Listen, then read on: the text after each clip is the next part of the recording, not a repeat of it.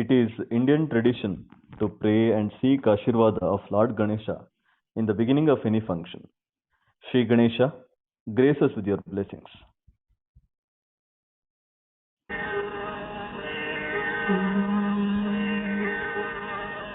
ಪ್ರಸ್ತುತದೊಳಗೆದ ಮುಂಬೆಳಗಮಲದಂತದ ಗಭಸ್ತಿ ನವಪೂರ್ವ ಸಂಧ್ಯಾರುಣಂ ಬಾಲವಿನ್ಯಸ್ತ ಸಿಂಧೂರಂ ಅಂಕುರಿಪ ಪೊಂಬಿಸಿಲೊಡನೆ ಮೂಡುವೆಳನೇಸರು ಯಸೆವ ಮಸ್ತಕದ ಮಣಿಮಕುಟಮಾಗಲು ಉದಯಾಚಲದ ವಿಸ್ತಾರದಂತೆ ಭದ್ರಾಕೃತಿಯೊಳೊಪ್ಪುವ ಸಮಸ್ತ ಸಿದ್ಧಿ ಪ್ರದಾಯಕ ವಿನಾಯಕ ಸಮಸ್ತ ಸಿದ್ಧಿ ಪ್ರದಾಯಕ ವಿನಾಯಕ ಮಾಲ್ಪುದ ಮಗೆ ನಿರ್ವಿಘ್ನತೆಯನು ಸಮಸ್ತ ಸಿದ್ಧಿ ಪ್ರದಾಯಕ ವಿನಾಯಕ ಮಾಲ್ಪುದ ಮಗೆ ನಿರ್ವಿಘ್ನತೆಯನು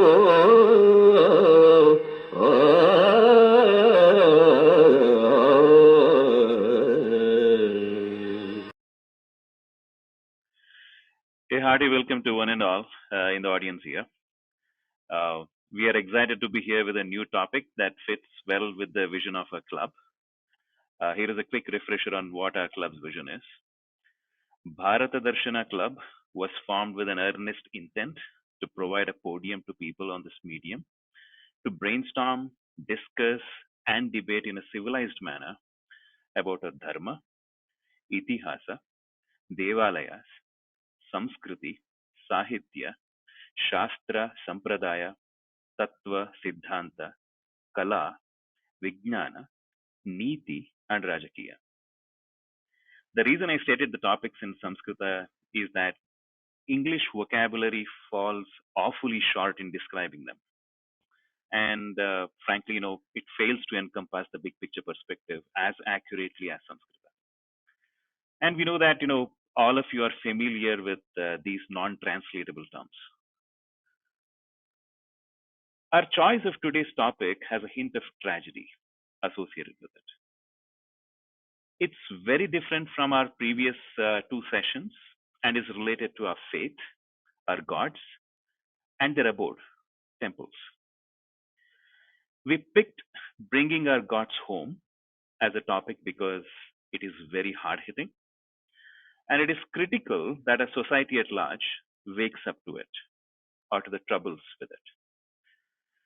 Over the years, murtis of our gods have been smuggled out of a country systematically by white-collar thugs. Shri Vijay Kumar, our guest today, has an enviable and impressive track record of having reversed many such thefts. He was instrumental in the arrest of Subhash Kapoor, a notorious illicit trafficker of antiques.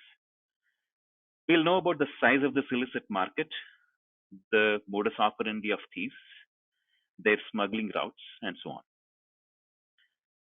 And something about Shri Vijay Kumar. So born in T. Kodattur near Tirukoilur in Tamil Nadu, sculpture and Indian temple art became Vijay's passion since his childhood. He's largely self-taught and started documenting his learning process in Tamil and English on his bilingual blog site, Poetry in Stone. He has written extensively on sculpture and art appreciation, targeting young audiences to introduce them to understanding the nuances of our temple art. The blog site has more than 300 posts. He also has a YouTube channel that goes by the same name. We encourage you to check out both his blog and YouTube channel. Vijay's efforts are non-commercial and are supported by a team of dedicated volunteers. He and his team aim to document and build an online searchable archive of temple art. Vijay is a regular speaker and columnist for leading dailies. He also conducts free workshops for schools, colleges to encourage the next generation to take up an interest in our art. We'll learn from Vijay today about his efforts to bring back stolen temple art and antiques, our national treasures. Shri Vijay Kumar agreed to join us today despite his busy schedule. And unfortunately, because of the rain, he has also had some technical difficulties, but I'm glad he's here with us today. We're indeed lucky to have his company, and he'll speak for about next 45 to 50 minutes. After Shri Vijay Kumar concludes the talk, if time permits, there may be opportunities for the audience to ask a few specific questions pertinent to today's topic, if it was not already covered in the talk. Without wasting much time, I would like to extend a very warm welcome on everyone's behalf to Shri Vijay Kumar to our club and request him to begin his speech. Over to you, Vijay, sir. Thank you. Hope I'm audible. It's just a cloud burst that's happening right now in Chennai, where I'm here. And thanks again to see so many interested readers, listeners. It's the first time I'm on this platform, and it is very strange not to be seeing you and not to show what I normally do. Is I show images, and that I felt were impactful. But I believe this is a new medium to reach out to people. So I'm going to talk basically about why we came up with India Pride Project and why we call it Bring Our Gods Home first. We believe we are a team of volunteers. We don't ask for any money. We are not looking for any awards or rewards. What we're looking for is to restore India's pride, one god at a time, one artifact at a time. And why is it restoring pride? Because our gods are being systematically looted, which I will talk to you about individual cases, how blatant that this looting is currently going on, and how they are auctioned openly. And it's really pathetic to see our celebrated gods being reduced to showpiece figures. Before we go into all the specifics, I'd like to dedicate my work, the team of my volunteers, all their work, to the unknown artists and sculptors who created these divine works. My first salute to them, the wisdom of the ancients who created such fantastic works that have stood the test of time and the test of invaders, iconoclasts, and continue to grace this great land. Second, salute to the kings and chieftains who supported them, because patronship is very, very important in the propagation of any art form.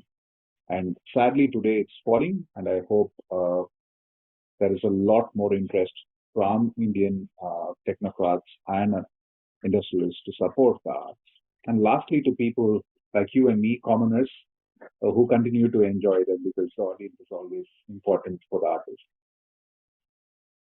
While we want to discuss about art crime and art theft on a global platform, many a time I find it important to explain what happens, for example, in source nations, as we are termed by the buyers. They call us source nations, as though we are some mine where they can, we have a lot of ore. So the art market terms, for example, India, Cambodia, Nepal, Italy, Egypt as source nations. But there's a subtle difference between, for example, tomb robbers in Italy or the robbers of the pyramids in Egypt, because they're dealing with a civilization that's ended. It's basically something that's not under worship right now. I'm not saying it's very different, but in terms of our context, these are deities. And especially true, I come from a state which is very rich in bronzes, and the Chola bronzes are considered to be the high watermark of Indian art. That they are seen as objects of art is only incidental.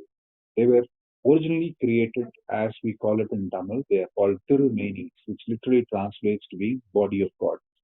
So if you go into a typical South Indian temple, these bronzes would be ceremoniously woken up by singing songs to.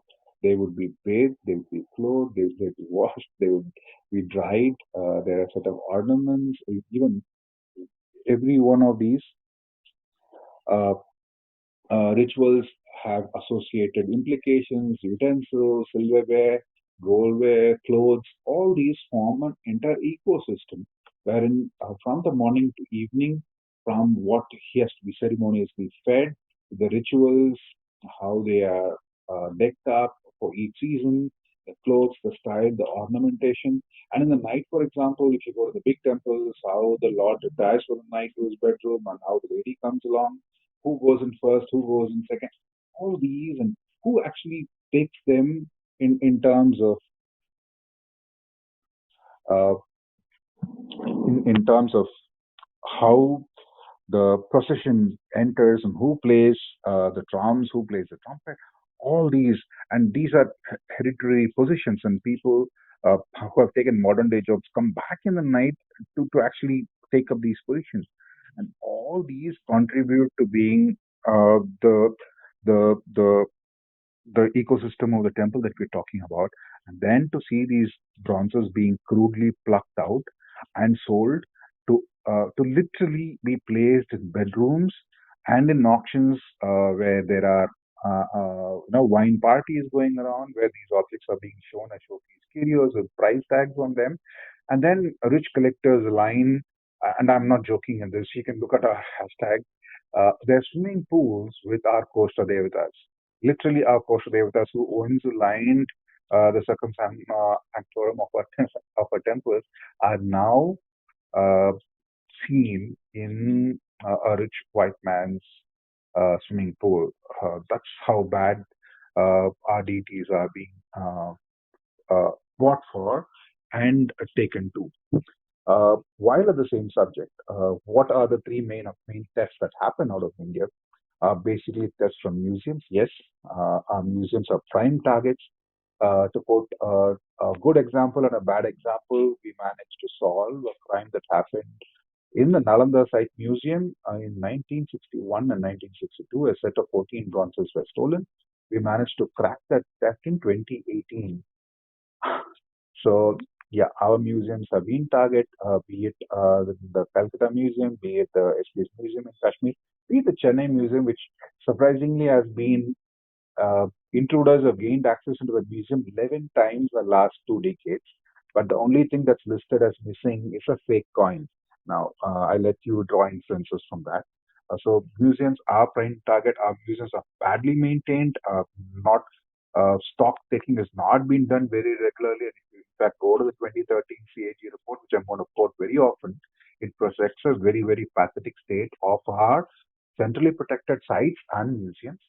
The second, of course, are theft from temples and temple sites, live excavation sites, which we go into more detail. But lastly, the objects that are sadly the most trafficked are buried hoards. And here we need to spend a little bit of time to understand what buried hoards are. Buried hoards are, especially in South and Central India, when, for example, there was an invasion in the early 14th century. Taiknokas would come and they would melt the metal icons and they would break the stone icons.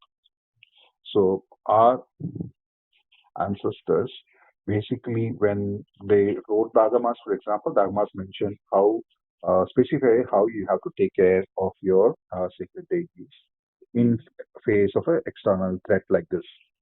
So they do mention that if there is time, you basically take these ceremonies and dig a deep hole, aligned with charcoal grass, face down, the deities go in, and later when the threat goes off, you can bring them back to worship after doing the necessary rituals. Similarly, for stone icons, if there is no time, they say, okay, if threat is very imminent, you can throw it into the temple tank or the pond or a nearby lake. But sadly, for some reason, when our elders went for such a great extent to protect our deities, they couldn't get them all back into worship for a reason that is skipped in many history books. Because why would somebody go to such a great extent to ceremoniously bury our gods and not take the effort at all? The threat was there for about 3 to 6 months, the major threat, of course. Why wouldn't they bring out these deities for worship? The only reason that I could think of was that our ancestors took it, that they gave us their lives to protect the secret, the location of against the iconoclasts. And to this day, every year we get about at least 100 buried such tranches, they call hoards, all over India, majority in South India. Now, what happens to this is only the reported number. There is an equally unreported number that goes off unreported, that is sold for very, very flimsy amount to, the patrakadais, the waste paper marts. I'm telling this from experience because I've studied this trade. So there was a recent case of a Jain Tirthakara that was a farmer was actually digging a shrimp pond. When he hit a metal and when he dug further, he found a Chola 10th century Jain Tirthakara. So he basically sold it for about 5,200 rupees to a old waste paper mart.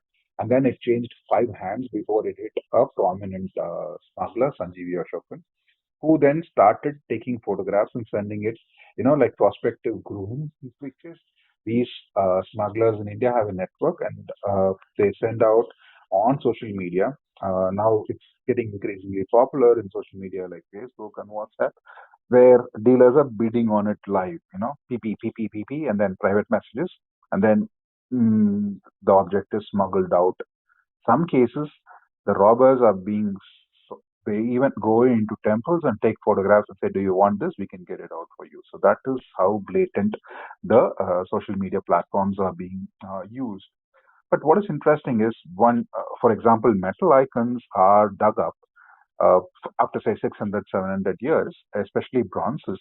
They develop what is called a patina. Patina is basically like rust on steel or on iron, but is good. Patina actually forms a greenish layer over the bronze, and that kind of protects the bronze idol from further deterioration.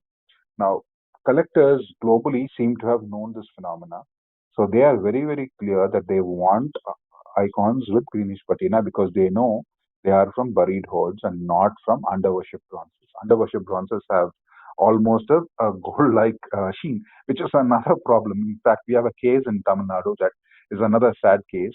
In 1987, a temple was robbed, 13 bronzes were stolen, and the robbers actually cut and melted it to see if there was any gold. Obviously, these Ashtadhatu or Panchaloga is only ceremonious amount of silver and gold are added. Very, very minuscule, 0.027% as chemical. But then, the robbers don't know that, and so they actually cut our gods. And then later they find it useless and then they sell it for metal. There are such activities going, but the market is so advanced that they don't want under worship bronzes. So the collectors are scared to buy under worship bronzes because they know that somewhere some case is there, somewhere some photograph is taken, we could be caught. But if it is a buried hoard, there are no chances of any photographs, and these are being smuggled out regularly out of India. So the dealers are very smart. So what they do, they've got restorers in London. I can name one, Colonial Perry Smith, who basically applies greenish patina on temple bronzes to make them look as though they are buried hoards. So that's how the market works. And why go through all this? Because a lot of our people don't realize the size and scope of this market. So I normally give an example of a Avalokiteshwara Buddha that was sold by a popular auction for almost $24 million. So this is a single icon because it had supposedly a great provenance. Provenance basically means it's like a title document saying the ownership trail going back. And this Pala, of course, dynasty is West Bengal, Orissa, Bangladesh, the current day, modern day Bangladesh border area. And this icons apparently had a pre 1920 ownership record, and because of that, it goes for these kind of ridiculous sums. I'm not saying that only with that kind of paperwork these sums are achieved, but then people have been creative. They use old typewriters, they use old stationery. If they can age an idol, they can age paper as well. So they're coming up with fake provenance, and of course, our customs are being misled. We have seen cases where a whole container of antiquities were declared as garden furniture and shipped off to the US. Another shipment was sent out as modern brassware. So our borders are porous, but it's not just our borders. The entry point borders are also porous. So, if, for example, Indian customs is slack, of course, European Union and the US are equally bad. But what people don't realize is that the art market is becoming a very, very vibrant market, basically because it's an unregulated, unpoliced market. And in 2015, it's valued at about $63 billion. And we're now talking after the Panama Papers, for example, people are scared to invest in, keep their money in banks because of the trail. Of course, when I talk money, this is shady money. So if you want to launder money, there is no better way than do it in art, because nobody knows the buyer, nobody knows the seller, nobody knows where the transaction happens. And today, there are 55 free ports around the world, including Switzerland, where you can hold art in storages in locked rooms like your bank lockers, with no entry, no exit documentation because it's a free port. And basically, you can transfer from one room to another with no paperwork, and you can transfer $1 million worth of antiquities with no records. So this is money laundering at a very, very big scale, which for some reason has not yet touched the Indian authorities. What happens normally in India, our antiquities are, as I told you, declared as furniture, declared as, uh, let's say, newly made brassware. Willfully, they reduce the customs value. They go below, say, 10,000 rupees, and it is sent into transit holding points in Hong Kong, Bangkok, and Singapore, where the buyers from the US, EU, which are the traditional buying markets, fly in. They inspect our gods, make sure it's original, not a fake, and then the money is transferred into big holding accounts in Hong Kong, where then art restoration companies and art moving companies take over. If the object needs many restoration work, it's sent into restoration centers in UK, and then the balance money is sent, part of it which the actual smuggler, the boss, so you should know, the subsistence stealer, robber has already passed it among the 5 chains into the master smuggler, your typical black cat Hindi film villain, who in turn gets paid through Hawala from Hong Kong. So this is the kind of a network that we're talking about, well oiled, well supported by some reputed scholars. So what happened in, for example, I'm just going to split this uh, talk into a few sections. So I'm going to talk about uh, why collecting our antiquities. When I say antiquities, we're talking about Indian art. Why is it such in demand? I would say we go back to the colonial fetish. So I'm going to throw you a few examples, quite startling, of how our gods have been reduced. For example, in Trankebar, which is a Danish colony in South India, the Danish collector was digging to extend his fort. He comes across a buried hoard of 30 bronzes, including a large Nataraja, a Somaskanda, and a lot of ceremonial brassware ritual utensils. Peter Anker, this is in the 18th century. He basically tells the locals that these gods have lost power. There is no temple nearby that can take them, which is blatantly wrong, because just behind the compound wall that he's building is a Chola temple, the Masavamaninath temple, that was still extant for 1,000 years before. So basically, he's the collector, Danish collector. So obviously the locals had no word. Because what is interesting is Peter Anker took these bronzes with him back to Denmark, and he sold it to the King of Denmark, who was then the prince, who now donated it to the Royal Danish Museum. But the label there says Peter Anker bought it from the locals. But what is interesting now is, what did Peter Anker pay for these bronzes? So when we went and looked at the original Danish records, Peter Anker gave them a bag of rice and betel nuts. Similarly, another Jesuit priest went all across Karnataka, and he picked a lot of Hoysala sculptures, which again are in the Danish Museum. And he gave the local a pair of spectacles. So he gave them a glass to take away our gods. So that's either how naive our people were, or how they couldn't basically go against the colonial powers.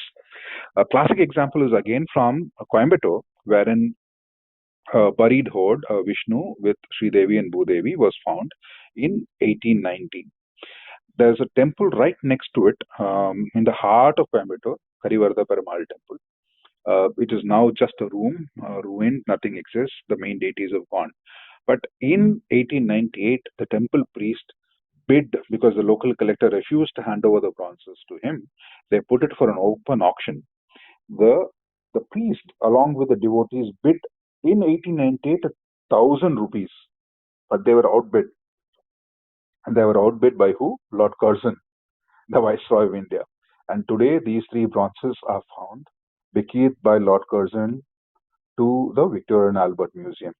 So, that's how bad some of these colonial objects looting happened. But at least I'm happy that they are in public display. But what is interesting is in Kalahasti, there are there were portrait bronzes of Kulothunga Chola and his queen there in the temple till 1930. They went missing in 1930, never to be found again. So for now, almost 90 years, nobody has seen these bronzes. So, where are they in some collector's bedroom? But once we start moving up, we see that there was a spate of theft between 1956 and 1960, wherein all across India, the robbers started using the diplomatic bag. Not only that, they started faking originals. So a lot of fakes were inserted, the originals were spirited away, or they made deliberate duplicates, showed the duplicates to customs, got the export license, and exported the originals. And we are talking large numbers. But then the authorities knew it. I'm not saying that this was something that I have found out. Why I say this? Because in 1956, there was a buried hoard of 6 bronzes found in Sivapuram, wherein people today celebrate the return of the Sivapuram Nataraja. But what people don't realize is, along with Sivapuram Nataraja, there were 5 more bronzes that were bought by the same museum, the same collector. India signed a contract or an out-of-court settlement with Norton Simon, wherein they said, okay, you give us this Nataraja back because it is creating a lot of problems back home. We won't ask you any more questions. You'll be allowed to accession any Indian object for a period of 2 years. No questions will be asked, provided it's already outside of India. What is interesting is that he signed this saying this Nataraja that he bought for $1 million in 1972 would be kept in a public museum in the US, and then he returned it after 10 years to India in 1982. But in that 2-year moratorium period, he unofficially got, or rather nobody has seen this contract, he accessioned 800 Indian sculptures, of which 2 are from Sivapuram itself, wherein there is an open FIR pending in Tamil Nadu. So a lot of such photo ops happened. So we've been very, very lax in policing heritage criminals. There was another case in the 1980s where a famous film production person was involved in the theft of antiquities. Again, no arrests were made. They escaped to London. They were extradited from London. The case goes cold.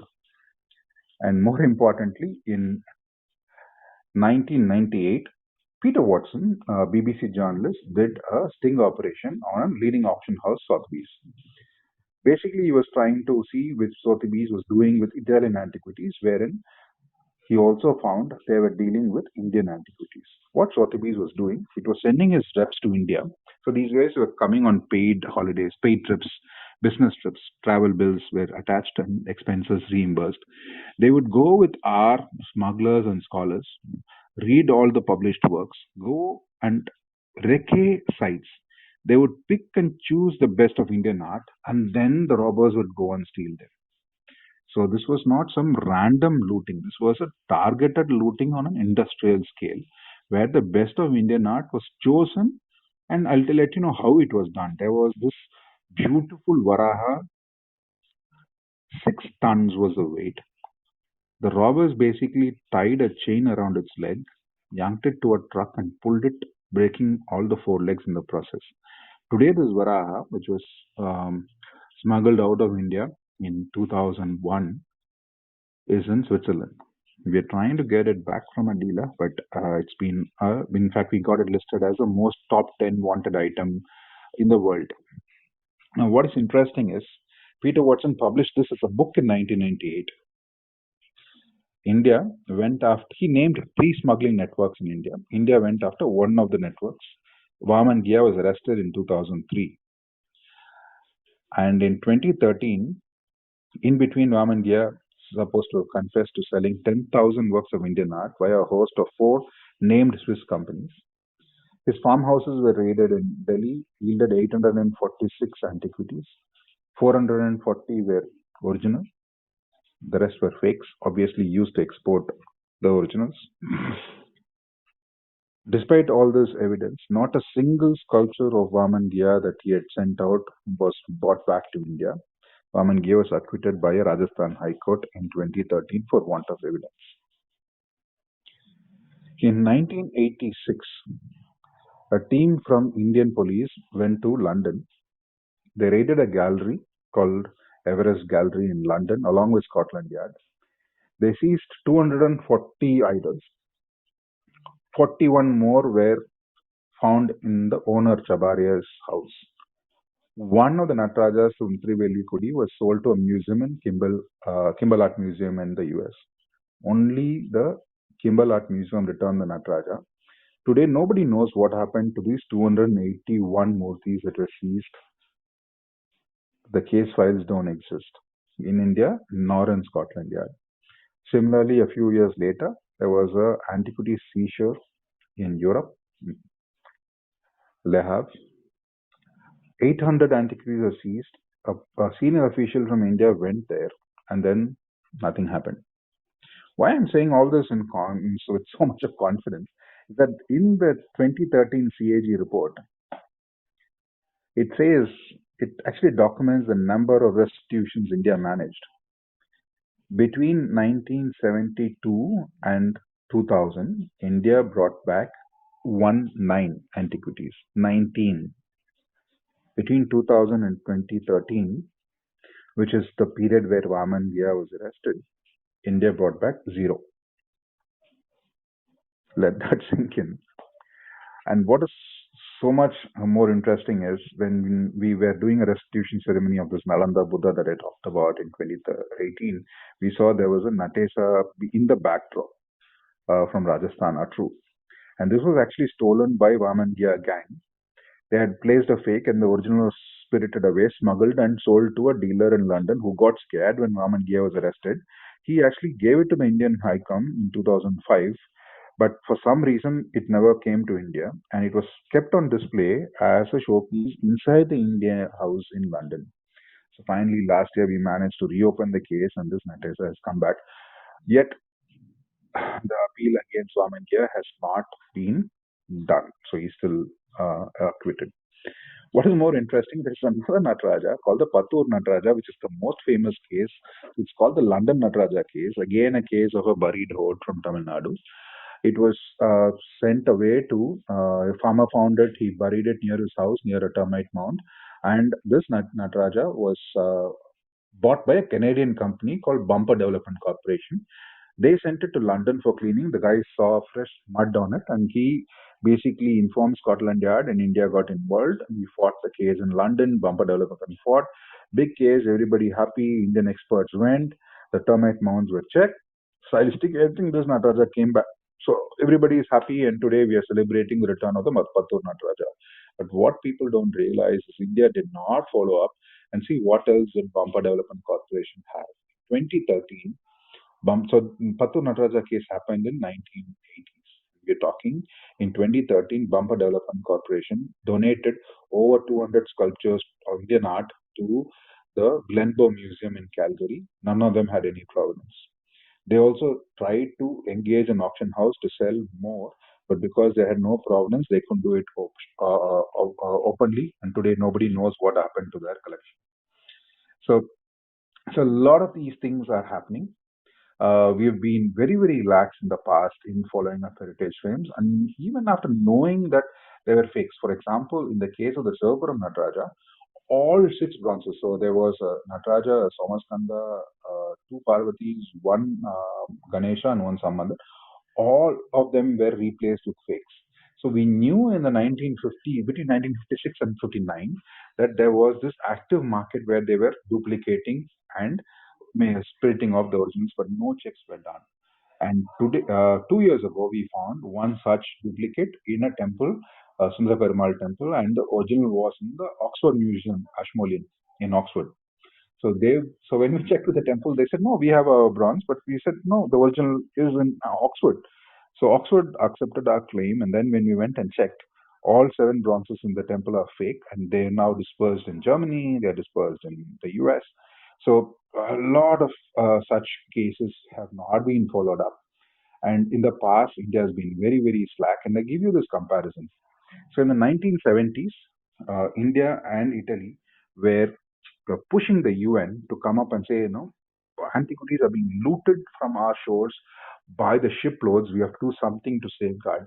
So in fact, India and Italy presented a joint paper to the UN, UNSDRI. And then if you actually have a list wherein India is presenting state-wise theft of antiquities per year. So they do have all this data, but for some reason, it was not followed up. And we're not talking small numbers. From what I can remember, in 1969, 337 reported cases of theft happened. And this is what is reported. We all know how many go unreported. And so we just those days we were making a lot of noise and not following up much. But what is interesting is the UN picked it up, and the UN came up with the most famous UN convention on the means of prohibiting and preventing the illicit import, export, and transfer of ownership of cultural property, which is today called the 1970 Convention. Again, a much misunderstood convention. A lot of people think 1970 is some Lakshman Rekha. If anything is bought before that, it somehow becomes clean, which is not. So just to take your time to explain what this 1970 convention means. It basically means if both the countries are signatories, in fact, India agreed to sign it in 1972, and they did it as part of the condition, you had to come up with a proper act. So India came up with this Antiquities AAT in 1977, established in Parliament. So if two countries are signatories to the convention, and if you can prove that your object was physically inside your country after 1970, the other country has 30 days to refute. You don't have to go to court. You don't have to serve legal notice. You just send out a request, and the other country has to refute it within 30 days. If they're not, that object is forfeit to India. If it is pre-1970, you cannot take umbrage under the UNESCO Convention. You have to go as per your codes. So it doesn't mean that the object is washed. No, it just says that you have to go the old conventional way. You have to fight the case in courts. So India and Italy signed the convention. What is interesting is the convention asks the source nations to invest in education, invest in archive, invest in documentation, invest in publicizing thefts, establishment of art squads, all of which Italy did. India did not. Italy established a Carbonary art squad, choosing the best of their officers, best of their lawyers, best of their IT teams. And in comparison, so I told you India bought back 19 till 2013. Italy had bought back 1,38,000 artifacts. So that's the context of why we got involved. So a lot of our scholars, including celebrated Lotus awardees, I don't want to corrupt by calling it the right word, have aided auction networks, are writing flowery catalogs. They just get invited to a few talks in museums, and they basically say that no, India cannot take care of the objects, so no, we are actually saving the objects. All this we have proved multiple times that this is all fake.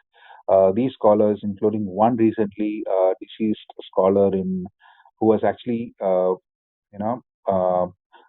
do we say, awarded by Cambodian government, is a British Thai dual passport holder who was a notorious smuggler of early Indian art, and later he moved to Khmer art. Douglas Latchford. So in his apartment in Bangkok, he has a Somaskanda, and he has got about 8 bronzes, including Kalinga Mardanas, which India is not currently putting a case to bring back, which is another fight.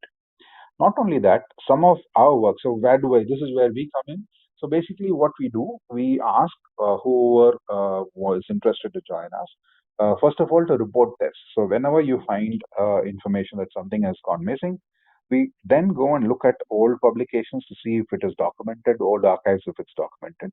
Plus, we also are going back and building up auction catalogs. So we are picking up all old auction catalogs. So we have a knowledge archive, we have a source archive, and we try to match these two. And I'll give you an example of how archival is so important.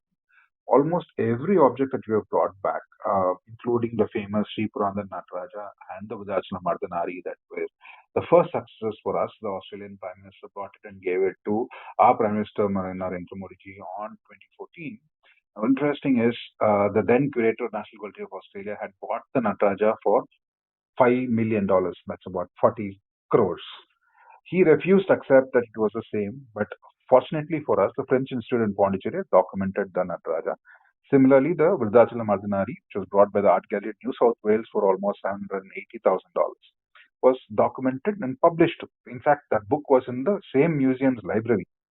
So nobody cared. Provenance was just a paper. Somebody gave them a provenance that these were all bought in Delhi in 1969, 1968, 1971, just before the UN convention. They blindly accepted the paperwork and they bought it.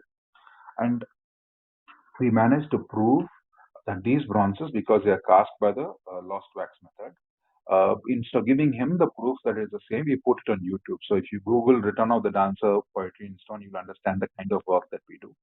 So it was so embarrassing that they had no choice to return it. So a host of such returns happened. They have now stopped. Australia has now banned any public funded museum to buy an Indian art object. But then some strange cases do happen. We worked on a Brahma Brahmani case that was stolen from Patan in Rani Ki Vav. And we managed to track it because Dr. Kirit Mankari, one of our advisors, friends in Bombay, had put out a lookout notice for this artifact. We found it with a dealer in London, and it was the same object. And we informed ASI. The ASI flew out an expert from India. The dealer basically wanted to hide his name, so he used an intermediary to bring it to London, into India House, and it was inspected. And this expert gave a report that this was not the same object, and they gave the Brahma Brahmani back to the dealer for sale. We objected. They didn't even tell us that they had disputed our match.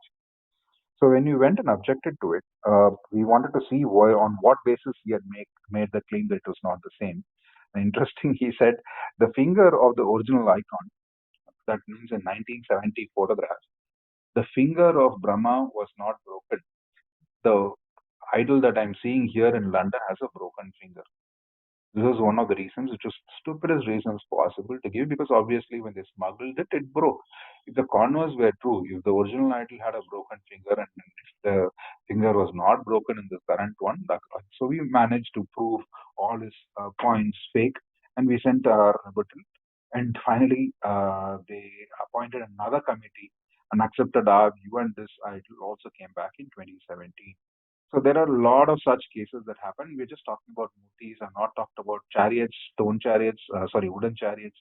One which did a sting, it was on sale for 96 lakhs in Bombay, with an expert certifying it to be 90 years old. So wood cannot be certified. So they just managed to break the ASI antiquities law. Anything over 100 years cannot be exported. So they want to. Wimple jewels are being sold by the dozen.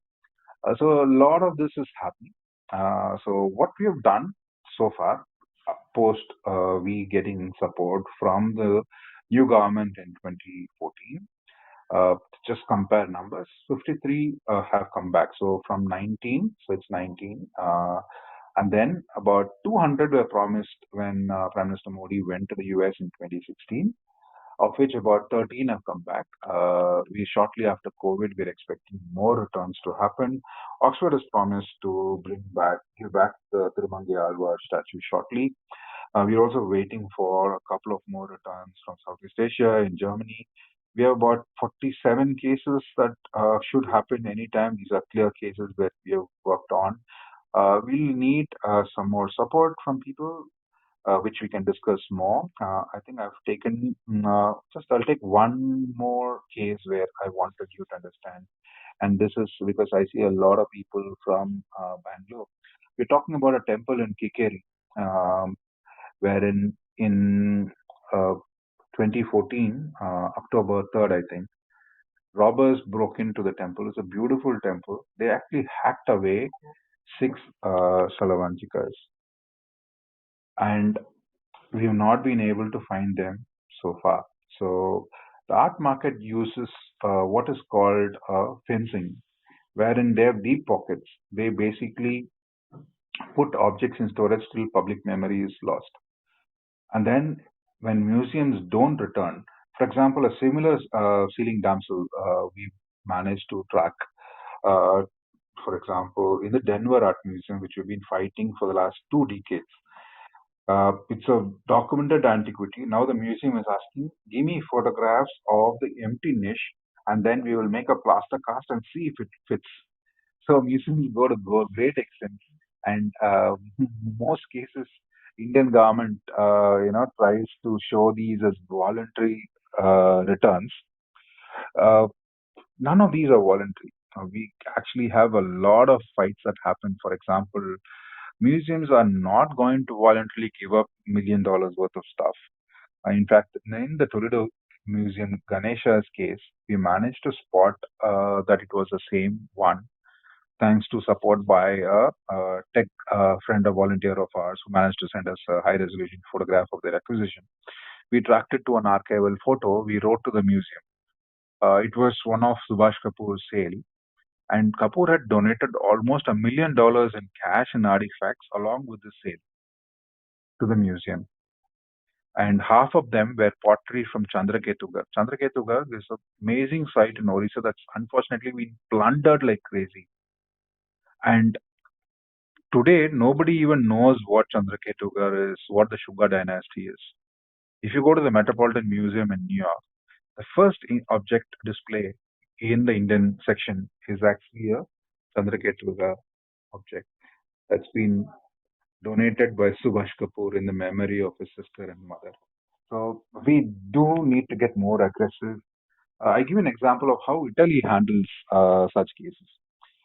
Very aggressive. Again, I take this example because they are very, very aggressive in fighting for their case. This is an Italian object. You prove how you got it out of Italy. Whereas for India, if we say that no, that is a Chola bronze or a Hoysala sculpture, uh, given to lodge a claim or stop an auction, our government says, okay, give me an FAR, show me an image matching. How sure are you it is stolen? So I think we need to make an aggressive stand to say that no, this is our God, you can't auction it. The onus of proof must go to you. Similarly, we are now working on a lot of old cases. In fact, we are working on a case based on a published book in 1914, which basically has an image of a bronze that is now in a museum in Southeast Asia. They bought it in 2000. So all these require very aggressive stance because you need to reopen cases. A lot of FIRs have been closed. Our most recent success has been Rama, Lakshmana, and Sita from Anandamangalam. The temple bronzes were, along with the Hanuman, were stolen in 1978. One of our volunteers basically told us that there were some bronzes on sale with a London dealer. So we managed to go in. We got a very rough photograph, and then when we're looking at the dealer's profile, we spotted another bronze photograph. And what was interesting was this theft had been not been reported, meaning the case was closed in 1978 because four thugs were convicted. The Murthis were non-traceable, and the case was closed. So the FIR did not exist then. But how did we manage to find it was the two photographs that we had, one on the dealer profile and one through a volunteer-driven effort. The crowns were slightly different. So earlier we were searching only for either a Rama or a Lakshmana. When we looked at these two images, we knew that the crowns, so obviously he had both the Rama and Lakshmana maybe, and then the style was classy Vijayanagara. It was not a Chola bronze. So we started, based on that, we started looking at zones. So that's how we do our research work. We look at the material, we look at the style, We do trips to every museum, every state. We've been doing it for almost last 16 years, all at our own money. We document sites, we go to museums, so we know roughly which state, which material, which stone, which style. So based on that, we managed to track it down to that belt, and we started asking the locals. And one of the locals told us that yes, there was a theft that happened in 1978. We managed to reopen the case, and then when we submitted the proof to the Indian High Commission in London, they managed to talk to the Scotland Yard, and finally this group were returned. We are currently working on bringing the Hanuman back as well, and it was a real pleasure last month when we went back to the temple to see these murtis back under daily worship, and the locals had actually adopted it. So where he actually had gold kavasas up and ornamentation. They actually had CCTV cameras, strong rooms, all built within a week to convince the authorities that they can take good care of their gods, and that is exactly what we are aiming for. Uh, these bronzes, when they come back, these deities, when they come back, they shouldn't go to the museum. They should go back to worship. They should go back to the temples from where they were stolen from. And that kind of beats the argument when people want to give back. They say, what are you going to do? It's going to go from one museum to another museum, which is not the case. These were never meant to be showpieces. And we hope there is a lot of lobbying going around to basically dilute the Antiquities Act. So look up my articles, you will know what is proposed. They want to today. I'll just take last few minutes to explain what is this activity by the collective lobby cabal. What they want to do is they basically want to take away registration of antiquities. So they want to have a website where you can basically upload a photograph and claim an object as yours. So if you're walking down, you see a hero stone, you can actually put it in the back of your car, come home, take a photo. There'll be no gatekeeper. Currently, why it cannot be done? Currently, you need to take it to the ASI. There's a registration officer who has to conduct an inquiry, ascertain how you got it, and then only he'll give you an antiquity certificate. So a lot of things are happening which need more focus. This is a $1 billion market, and India has been a target for almost a century. It's time we wake up, and we should bring our gods back. We also need to visit our temples. We also need to take our youngsters to these sites because I'll give you an example of a site in Chandavaram. Chandavaram is a Buddhist site. It was robbed 3 times in a span of 7 months. They came, the robbers came, tied up the guards, took away 3 artifacts from the site museum. 6 months later, they came, police were put, they drugged the policemen, and they took 7 more. And then 3 months later, they did the same thing. And we tracked one of it to Australia that has now come back. But the museum never even claimed that it was theirs until a German researcher friend pointed it out. We now know that some of them are in a museum in Southeast Asia, one of them is in the Louvre, Abu Dhabi, and one was auctioned by Christie's, which are currently working on. So we hope we will get to the end of this. I'd like to close this by a very shocking note. So I did write a book called The Idol Thief. It's a commissioned work by Jagannath. It talks about how notorious icon smuggler Subhash Kapoor was caught. He was arrested in Germany in 2011 by an Interpol Red Corner notice, extradited to India in 2012. He's still in under trial today in 2022. But in 2012, he was Homeland Security. Did an operation called Operation Hidden ID in 14 known warehouses in America. His holding stock, that's his company was called Art of the Past, and he was in business for 35 years in Manhattan. His holding stock was 2,622 objects valued at $180 million, which is roughly what 900 crores. This is holding stock. In that included Indo-Gangetic plains, anthropomorphic forms, Indus seals, Indus pottery, and a lot of bronzes, lot of Hoysala objects. No, by state-wise, we've given the breakup. So far, India sent a team to the US. Of this, they have picked 67 objects to come back because they want to physically check. Whereas it's been 5 years since the US promised to give the 200. Whereas Cambodia, even Pakistan, Nepal, and Afghanistan have got back their artifacts from the same raid back into the countries in the previous years. So I hope to take your questions now. Finally, we end it with what will be the biggest seizure ever. It was a Yakshi from Barhut that was worshipped by a farmer in Madhya Pradesh, Satna. It was a documented antiquity. He had registered antiquity. He had registered it with ASI in 1978. Robbers broke into his house and stole it in 2004. She was broken into three pieces to be shipped out, and a US restorer who's now named Richard Solomon Restoration stitched it back, stuck the sculpture back, and she was put up for sale for $15 million, one artifact. And when she comes back home, she's already been seized. When she comes back home, she'll be the most expensive restituted object in the world. Hopefully, we have many more such returns. And thank you. I'm open for questions now. Well, that was a very insightful and rather a tad depressing narration of the story of our stolen artifacts. Thank you, Shri Vijay Kumar. Now let us quickly move to the question answer part of our program. Uh, Before that, a gentle reminder of Bharata Darshana Club rules. Our club's vision is to facilitate civilized discussions and debates on matters related to Bharata, and it's a responsibility for us, all of us, to adhere to this vision. We strongly encourage our audience to be respectful in how they ask their question and how they conduct the discussion. And it is important. It's actually important to avoid aggression and abuse here. If there are differences in opinion, it's a good idea to accept it and move on.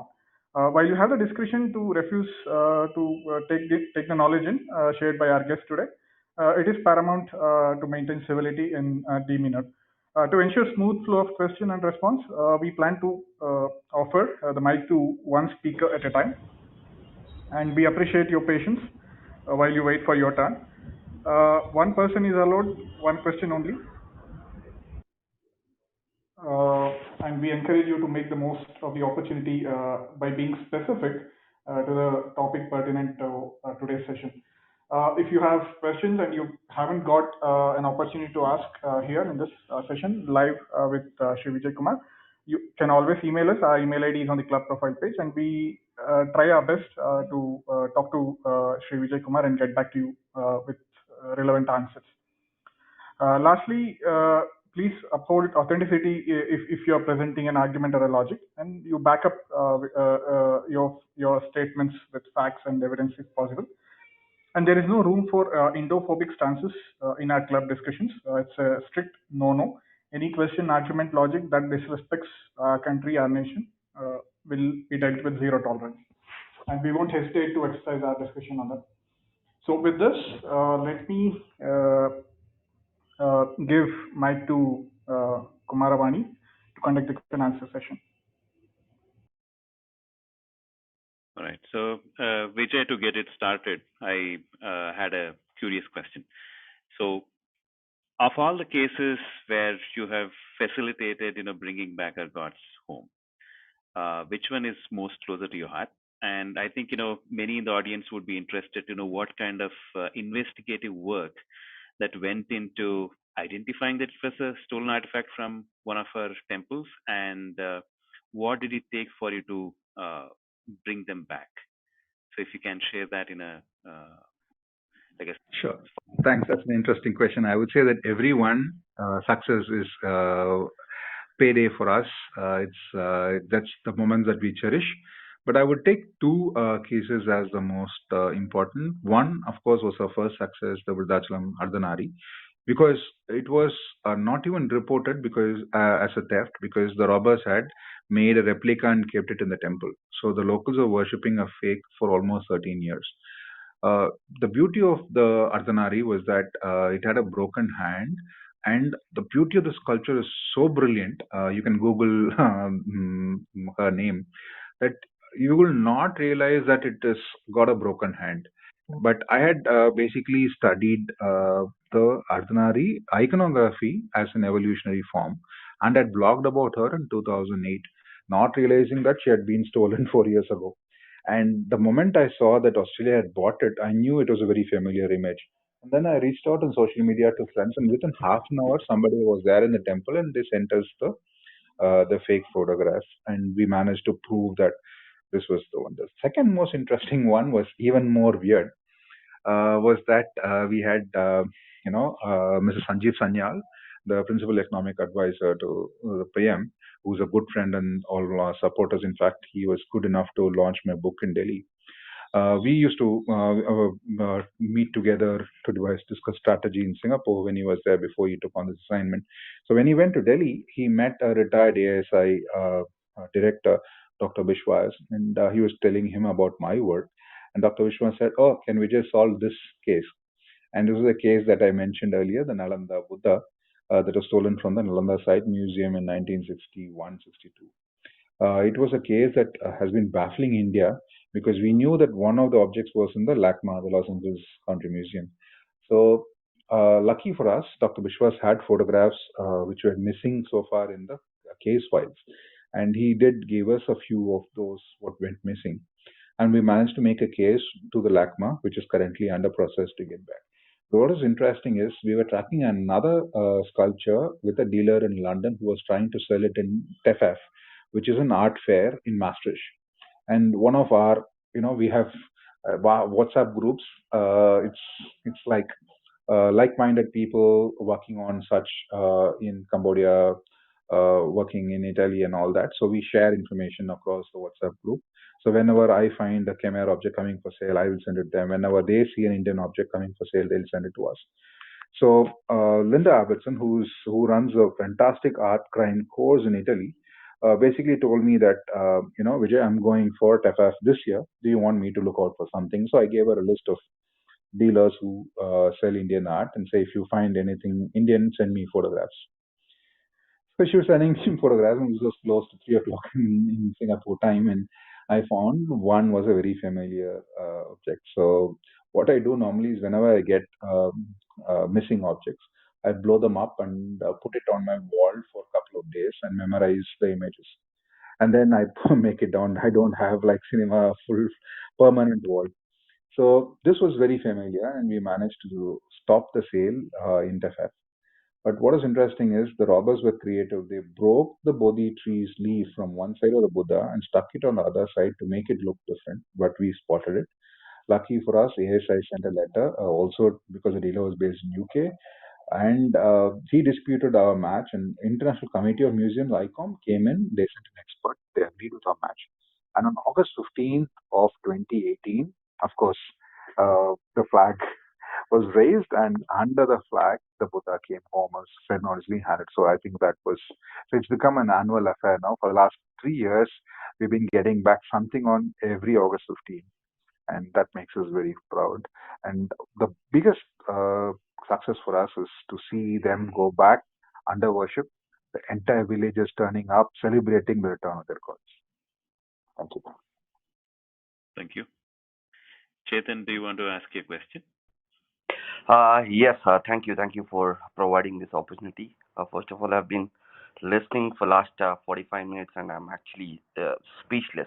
Even though we knew the background of the stolen artifacts, but in detail, what was explained has really shocked me. Vijay Kumarji, my question is that since with your experience of dealing with ASI and the governments throughout, how has been the seriousness of both ASI and the governments pre 2013 and in last 7 years? And secondly, how serious are the requests from the Indian government now taken up by the foreign governments in trying to return the artifacts? I would say that more could be done. Nothing was done. More could be done. I would split that as to answer your two periods. But to me, the essence is you have to first realize you have a problem. And I would say that we have collectively failed in showing them how big is this looting.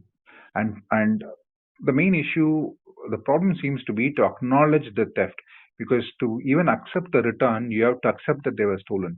And there comes a self-denial. People, even some museums, temples, don't want to accept. So they know it's their god, they know it's stolen, but for some reason they're scared to, even if it happened 40 years ago, they don't want to accept that it's stolen. And that to me is the biggest sadness, because I normally use this example. You're walking on the road, somebody pulls your chain or pickpockets your wallet. you gang up and beat the shit out of the guy. And here are people who are robbing and stealing your cards and displaying them with price tags in shop windows, lining them up as showpiece curios in their bedrooms and swimming pools, and it doesn't hurt. And I believe that we have failed. Uh, I would say that us as citizens. And how is the international outlook changed very much. The US, for example, is very seriously looking at for two reasons. It's not some great cultural cause. They know that terrorism financing is linked to artifact trafficking because one of the issues Al Qaeda's primary income, number three or number four, is coming from sale of antiquity digging licenses. And the same pipelines from Afghanistan, Syria, that filter those objects are also bringing out objects from India. So that's one of the main reasons why the US since 2007 8 they never cared. From 2009 they've been taking very very strict action, and from 2018 they're coming up with serious. So like India is diluting its acts. The US is actually bringing in banking secrecy laws for voluntary disclosure, and more due diligence should be done. Lastly, it's also to do with money laundering. So the US and the EU, unfortunately, after Brexit, the UK has gone the wrong side. But the rest of the European Union and Interpol and Europol, they in fact every 6 months they do coordinated raids across borders where they go after illicitly trafficked antiquities. So I would say that the world is changing, but India needs to get more aggressive. Here we are still requesting. Cases are pending, like for example, the Nalanda Lakma was stolen, and we have given the proof. And there are cases where everything is given 5 6 years ago. I think India needs to have a central art squad, similar lines. And in fact, Italy has volunteered to teach any country their tools and give their software free if you want to use it. So because it becomes humanly impossible. Right now, we are a small organization. We are doing in our as hobbies where we match images, keep a watch out for auctions. But there is an extent to which we can do it. So I hope India, we can give this baby to the Indian government at some point of time, our archives, when they can do it, learn the expertise. So in fact, we talked to a few tech companies to come up with image matching software, but because it is involved in international litigation, most of them are scared to help us. So it takes a lot of effort to take on because you are talking people, you're taking on a big lobby with deep pockets. So I'm always optimistic, but I hope India comes up with a central art squad with trained people because until that is done, we can never achieve or replicate the results of other states. Okay, thank you.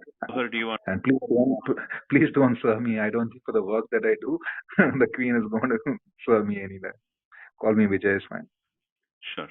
Manohar, do you want to ask your question next? Yeah.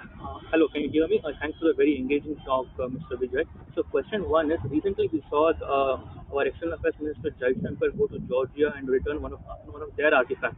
So, is there something of value, let's say some Portuguese or some Spanish thing which we have, which we can give and get things back from them and get this thing going? Because we didn't get anything in return for what we gave back.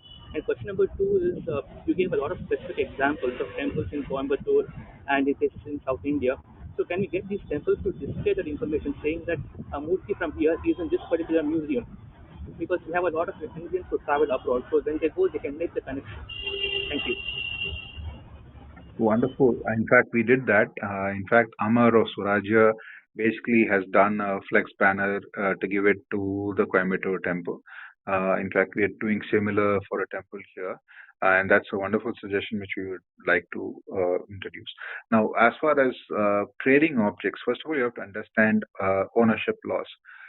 You own so a lot of people say, German chancellor.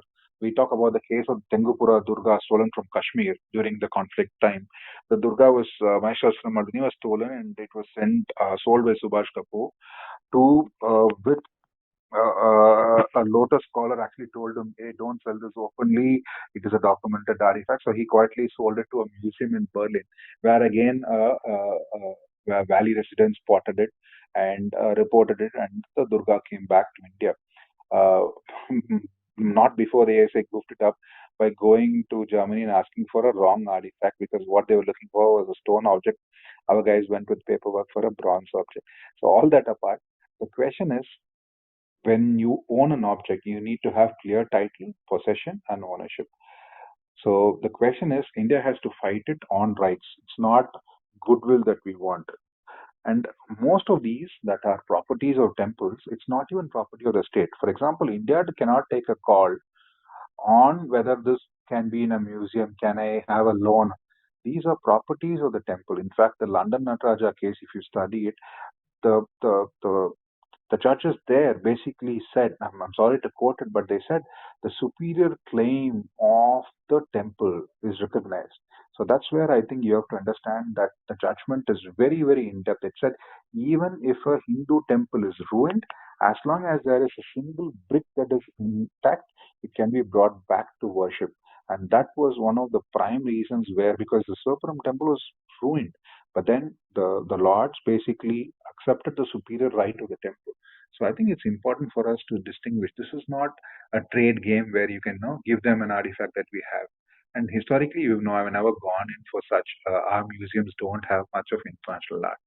I think India has to get stronger to say that, look, you have a stolen object, you have no right, no ownership, give it back. And we've been doing that thanks to support from media. We've been naming and shaming museums that fail to disclose provenance.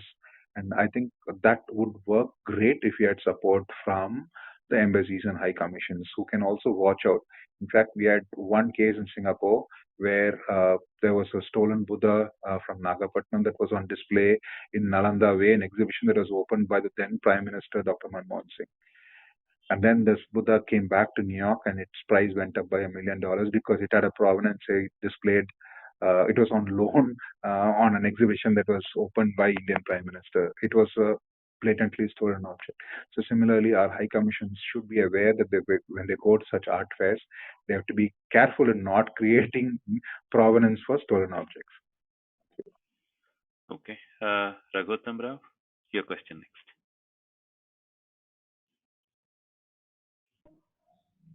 Raghutam, you have to unmute yourself first. Yeah. Good evening to all. My sincere pranams to the organizers as well as Mr. Vijay Kumar for sharing so much of vital information on bringing our gods back to the home. As I was listening to Mr. Vijay Kumar, I came across with Lord Curzon's name, and that's where I wanted to put a question. I was going through his correspondence as a viceroy with many of the superintendents of the then ASI. So from that correspondence, I find him to be very genuine and interested in protecting and preserving the monuments, particularly the Hindu monuments. One such example is the Somapalle temple of Vijayanagara period, where Ramayana was, the scenes of Ramayana has been put as murals on the Rangamandapa. So he wrote series of letters to the superintendent saying that they must be restored and the temple also must be restored. And he criticizes the provincial government for not releasing the funds. So this is the version I read from the archaeological reports.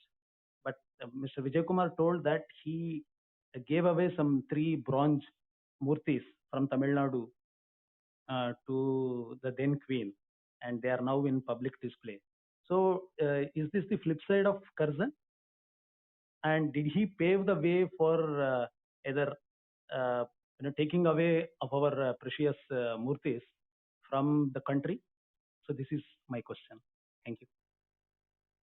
Thanks. I think mobile antiquities always have an issue. So we're talking about heritage sites and mobile antiquities. Mobile antiquities, it's almost like a sign of conquest.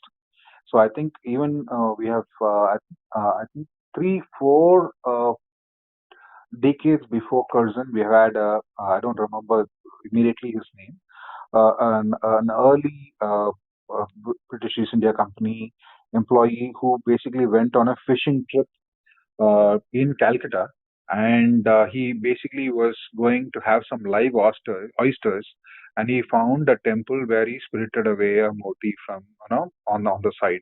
So it's almost like a fashion to come back from India. You say, like you display it. A classic example where we all seem to forget what is happening is the Amaravati collection. A lot of people don't know that today what stands in Amaravati is just rubble. It's been split into three parts. One part is in Chennai Museum, one part is in the Calcutta Museum, and the best that was picked was sent to London. And there they were on the wharf, exposed to the elements for 10 years because they didn't know what to do with it. And even before they were dismantled, actually, there was a British employee who was a good archaeologist. He said, like Sanchi, I can recreate it. Our job is not to destroy, pillage monuments in our colonies and take it back. This is his exact words, but he was overruled. And the entire best of Amaravati friezes, limestones, were taken away by Eliot. Eliot is considered some great person by ASI, but Eliot actually spirited away the best of Amaravati limestones. So I call it the Eliot limestones compared to the Elgin marbles, if people can read about the Greece's fight with the British Museum. Similarly, now if you go to the British Museum, you can actually see that. But not only that, even before, so everybody had. So, for example, in the French colony of Pondicherry, there was a scholar called Dubriol. And Dubriol today is considered an expert on Pallava and early Karnataka writing. So he did a lot of research, but a lot of people don't know that Dubriol was actually funded by a notorious Chinese antique smuggler called C.T. Lu, who was based out of Paris.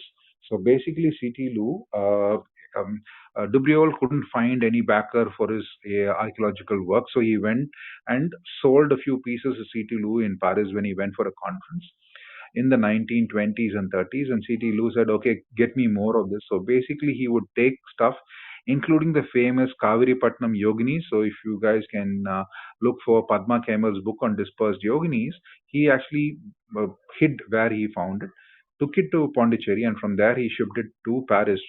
And we now are tracking about 200 sculptures, including bronzes at the Rijksmuseum, bronzes at the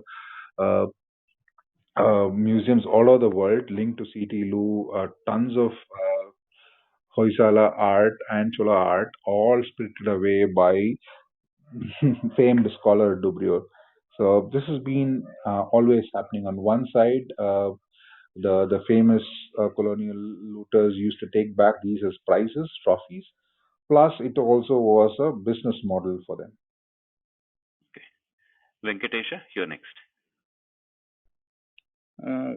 First of all, Namo Namaha for all the work that you've done. I have two quick questions. One, we have this culture of reducing our sacred deities to objects of art, even in the houses of our elite. Like you talked about how something was displayed around the swimming pool. These are like objects displayed in the houses of our diplomats, politicians, and our elite private collectors. And it's stripped of their sacredness.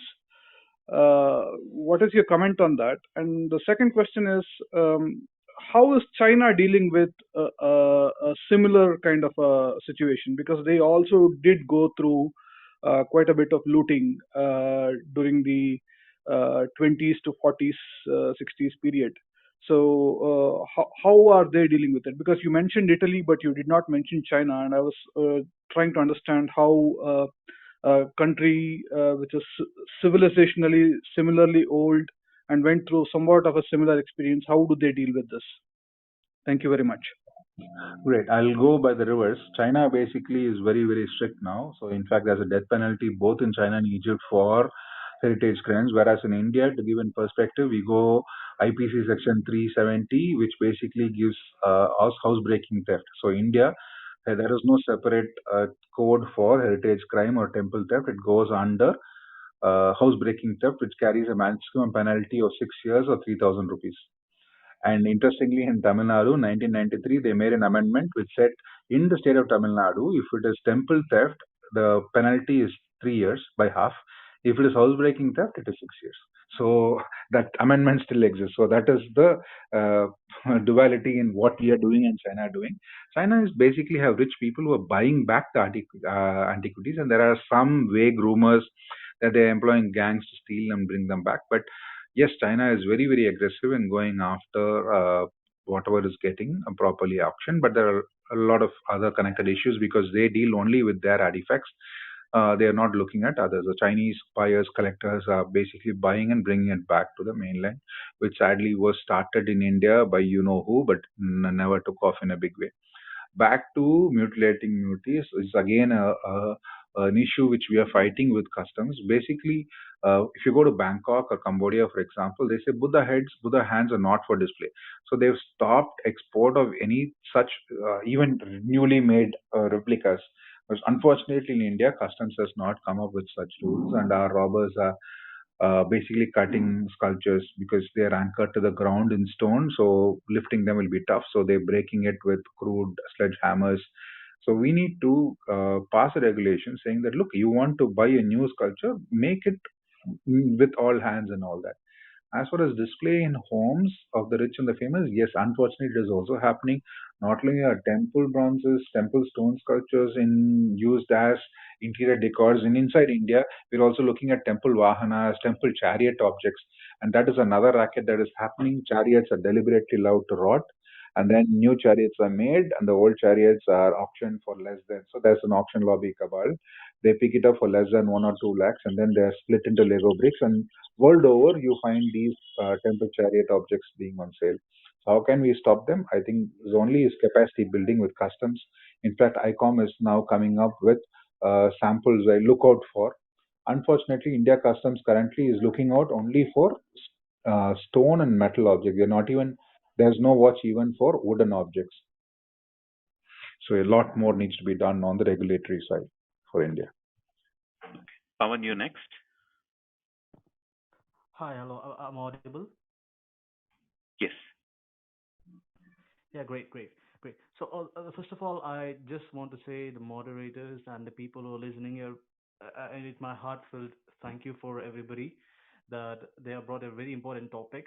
And for the matter of fact, that people are listening to us, and I think it's a very relieving fact that okay, there are people are really worrying about what is happening in our country in terms of the theft of our deities. I just wanna ask moderators if I can take 30 seconds to speak about the term God in our country. Is it okay with it? Of course, it is out of the topic, but I just want to talk a bit about Yeah, I this. think you answered your question. So if you could please move to the question, that would be really great. And our speak guest will have to has a hard stop at 8:30, and we have three more. Okay, Yeah, got it. yeah.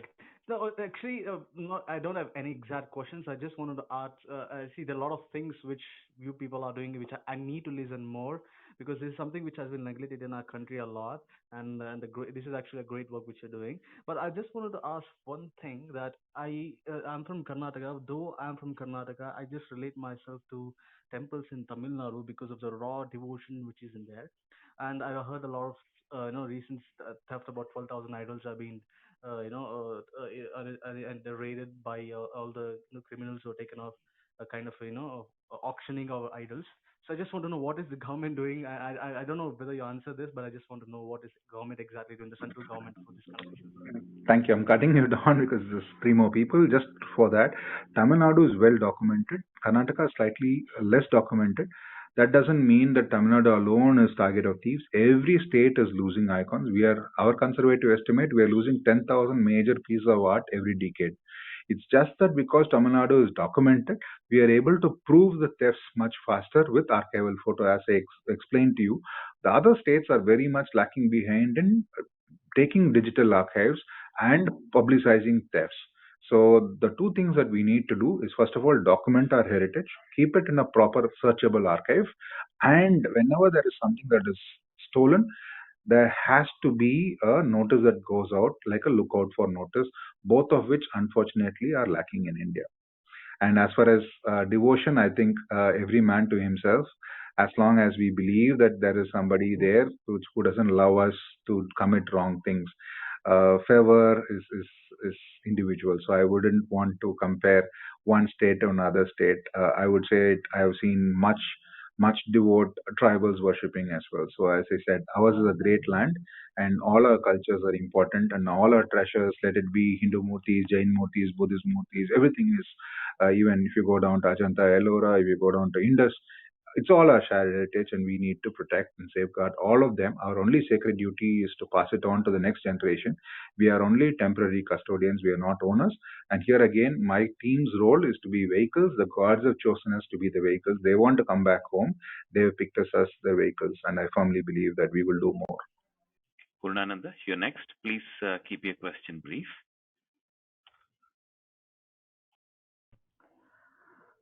Purna, you need to unmute yourself. Right, we can move to Deepak.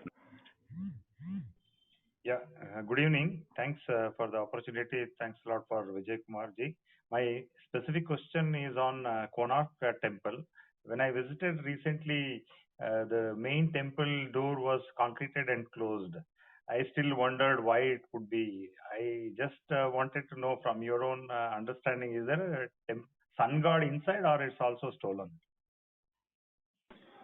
Konark has lost about, for my estimate, I'm not talking about the main site. We have lost about 150 to 200 broken sculptures from that site. Very difficult to prove because they have not been reported. We are working on a few, especially the sun god is favored by a lot of collectors. We are working on one in Umri, in central India. Head has been cut off. So in case you come across anything that is that you feel has to be investigated, we can take it offline. Better to do it. So later we can talk about it. We don't discuss active cases on the air. Thank you. Lakshmi Narayan Rao, you're next. Namaste, and thanks a lot to Vijay Kumar and just for everyone for doing some brilliant work, selfless, dedicated work. So I just want to, just had a question, right? I think just as a traveler, I've been coming across, for example, currently I'm in Australia, even forget about some of the big ones that came back with the new government, with Modi. But actually I've come across some of these stolen items even in a smaller towns, in a smaller galleries and all that, right? So I really don't know whether they're all documented. For example, if you find something, or is there a way to report back? Is there a way to collaborate? Is there a way to, as a public, that we can really? Sure. So normally what I request people whenever I do such sessions, I know it hard hitting. Take a week. If you still remember us after a week, you will definitely know how to reach out to us. You can look at our Twitter handle. Our contact is there.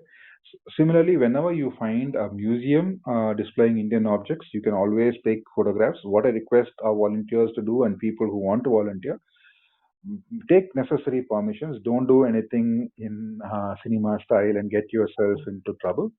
Make sure if you want to take a selfie, take one without you, send us the one without you.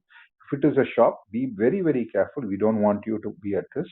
If you can take from outside without permission, take. If you can go inside with permission, take a photograph without raising suspicions. Don't say no. So you can always send it to us. If you feel it's risky, you can just tell us, no, there is a Vishnu sculpture of this. If you recognize, send it to us in confidence. We always ensure that all information of informants are kept confidential. And rest assured, we will take it up with the authorities if we find a match, or at least we'll put that dealer under the watch for future. Thank you. Radhika, you're next.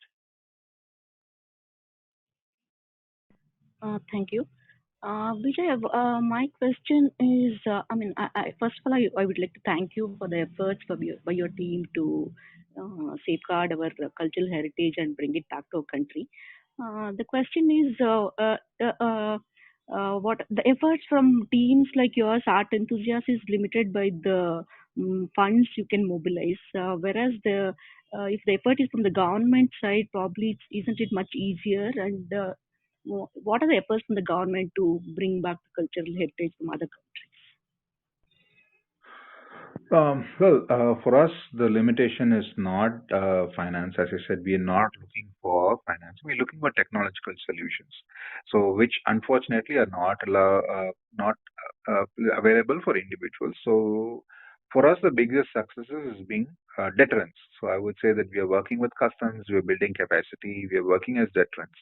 If a government can take it up and not make it a punishment posting, that is our only request. It should not be uh, like a retirement home where people just park themselves. It has to have a spark, and that spark has to go down as possibly, for example, an official goes down in history as somebody who has done the largest garbapasi of movies in a span or something like that.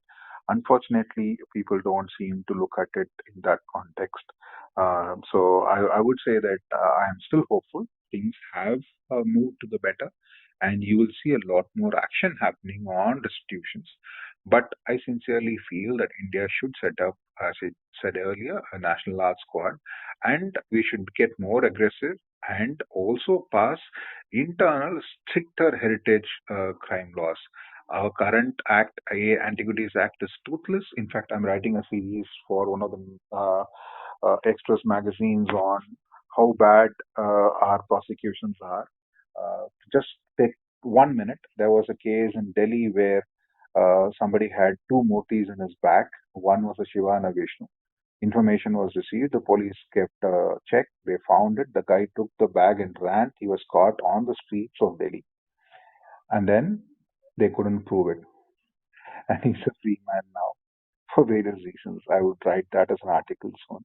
So I would say that we need institutional support in terms of having expert teams who can certify antiquities, who can test antiquities. More so, we need legal support to fight legal cases.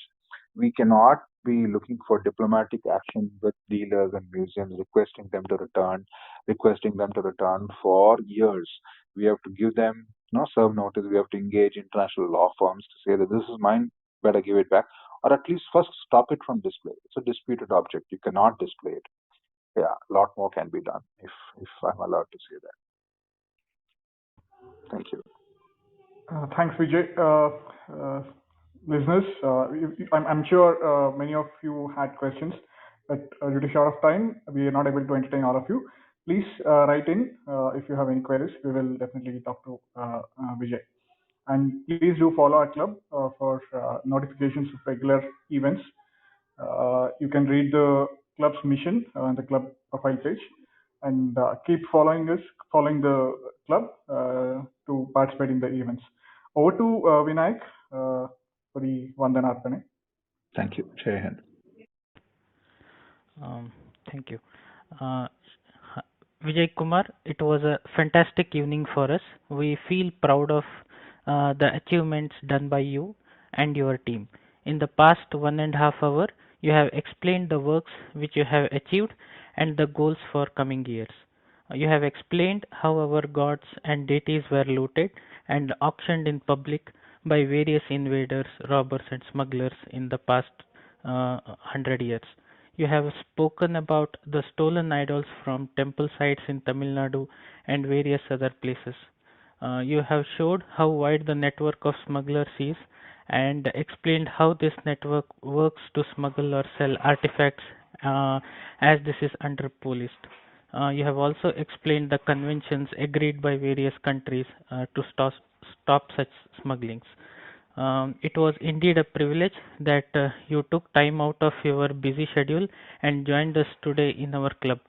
We thoroughly enjoyed the insights you shared and hope our audience feels likewise. I sincerely thank you for answering audience questions patiently as well. Finally, I would like to thank all our listeners in the audience today for being here and making it worthwhile for us because our team strives to bring diverse content in each session that everyone has something to learn from. Until next time, namaste. Thank you. Thank you, everyone.